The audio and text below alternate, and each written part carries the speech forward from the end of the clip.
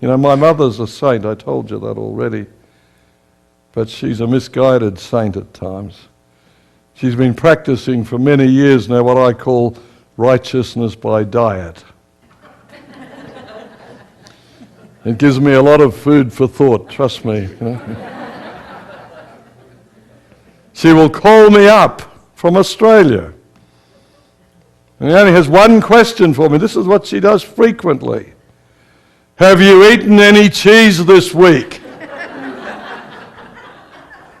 Because if you have, you will not be in the 144,000.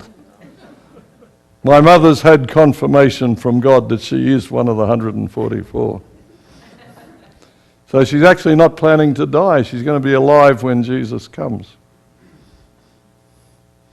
Anyway, just recently, before I went to Australia, she called me up. She said, are you sitting down? I said, well, I will. This has got to be good. She said, I've had a breakthrough. I said, hallelujah. What sort of breakthrough? She'd been studying Ephesians too. She's a student of the Word. She said, I've come to the profound realization for the first time, even though I've been sharing it with her for at least 40 years, you know. This is the first time I have realized that it's all by grace, through faith. And all the good things I'm doing are not earning me any merits. They're simply the fruit in my life. I said, oh, Mother, you know. Well, she said, what's wrong? Call 911. I said, I'm not sick. I'm just reacting. I said, by the way, Mother, hold that thought. Don't say another word, which is very tough for her. Don't say a word. She said, what are you going to do? I said, I'm going to pray right now. She said, what for? I said, I'm going to ask God to take you tonight.